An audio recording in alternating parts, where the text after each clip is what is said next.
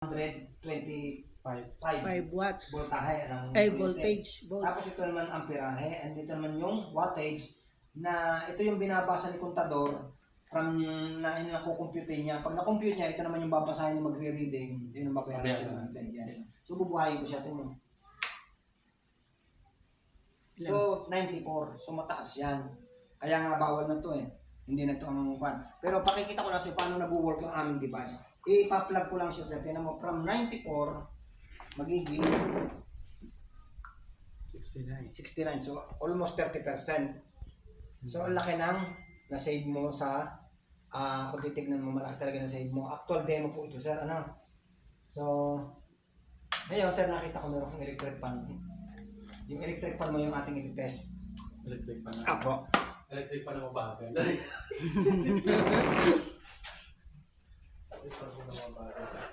Ayan yung matagal ginagamit to, oras to bago diba? Bago. Sa buong araw yan. Yan, ang buong araw. Yan ang Ang baba number 3 lang. kaya yan, ang number 3 na siya. Number 3 na ba? Sa gitang po, ano to eh? Hard touch. Yeah, number 3 na yan. Ayan, 50. Mababa lang, 54 lang. 55. So, 55. kasi kung baga load ko na siya, mahina na yung motor niya kasi overuse, maaaring overuse siya, pero nagana pa rin naman. So, papakita natin na yung kanyang wattage malaki pa rin. So, ngayon, papababain pa rin ba yan? So, kaya-kaya natin natin sira, ipapalag uli natin siya. Kalahati, di ba? So, kung baga dito, bumabayad ka sa buwan ng 300, so magiging 150 na lang. So, gano'n siya. Lampas kalahati pa kasi 55 dapat 27. Testing mo natin yung kettle. 27.5. Init ka ng tubig. Nag-iinit ako pero Hindi, pero meron kaming kettle, kaya lang. once in a blue moon lang ako mag-iinit. Okay. Hindi, para lang makita. Pakilagay mo sir na konting tubig, mga kalahating baso. Isang baso na. Para ano?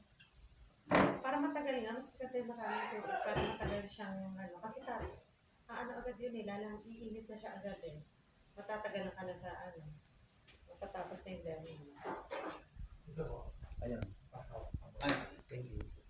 Wala akong tubig.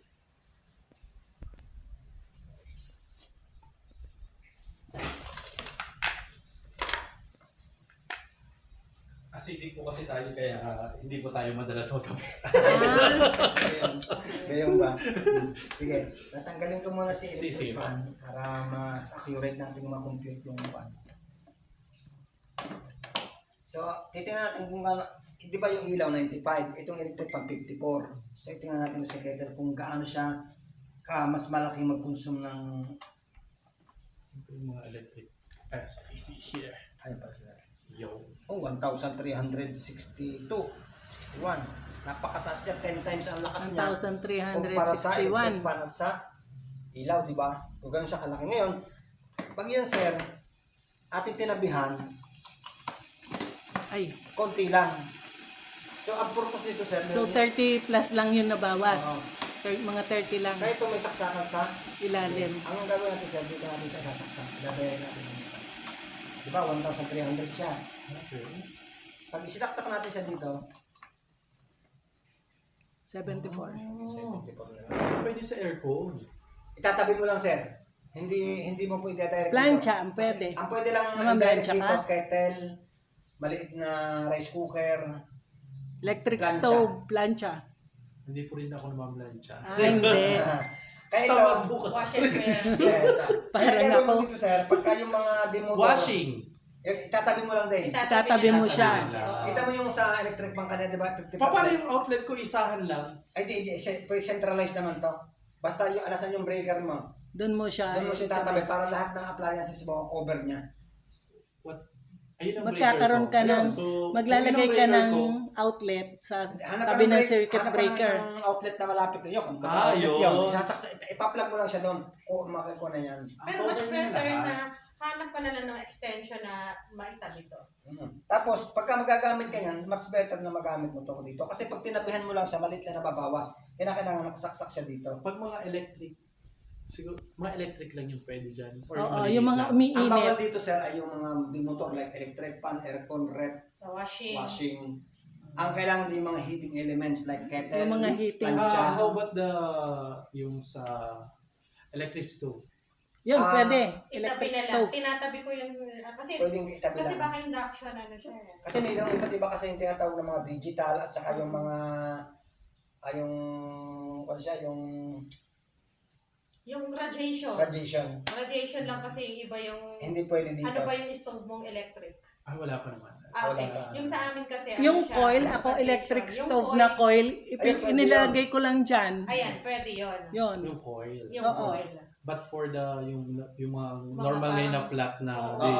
Mga bago na yun eh. Kasi mga digital at saka yung mga hindi siya pwede rito. At saka yung mga demotor like electric fan, yung cellphone hindi yan pwede dito. Yung bread toaster ko, Yun. Pwede yun, na. ginagamit ko yan Basta, dyan. para pinaka-safe, ang pwede mo nila isaksak talaga dito para safe, yung ito nga kettle, Toaster. at saka yung maliit na Rice basta cooker. 2,000 pababa Rice na cooker. rice cooker, and then yung plancha.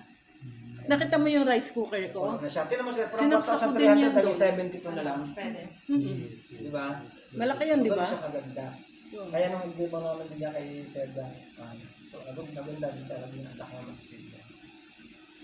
Kaya malaki ang matutulong ng mga kasave sa electricity. Tapos ang kaganda nito sila, may mga laptop ka. Di ba pag nagpa-brown at inahugot natin kasi yung power surge yan, unless na meron kang ABR.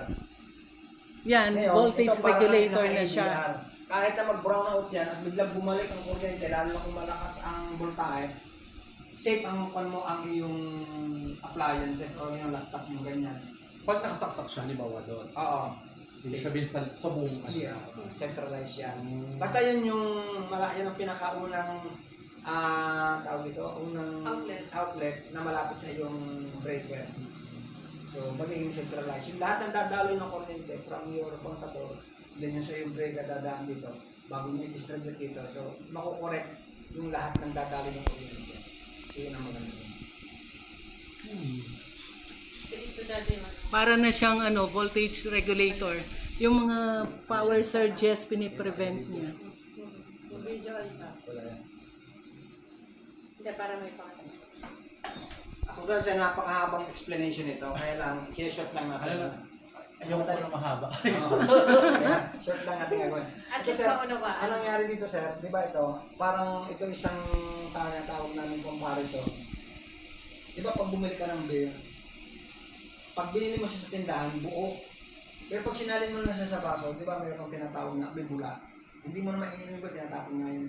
Ang kinuha, ininom mo lang talaga yung real na beer talaga. Liquid. So parang ganito, yung kuryente natin, binabayaran natin ng buo kung ano yung dumating sa ating bill. Pero ang sabi ng meron yung tinatawag na systems loss. Energy Yun yung system losses. reactive power, yan yung systems loss na inaalis ng ating device.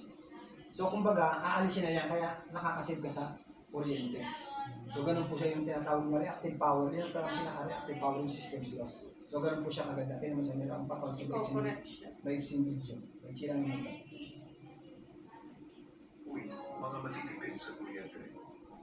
Ngayon, pag-uusapan natin ang isang maliit na aparato na malaki ang may tutulong sa pagbaba ng bayarin ninyo sa kuryente, ang Power Factor Corrector. Ano nga ba ang Power Factor? Ito ay paraan para masukat kung gaano ka-epektibo ang paggamit ng sistema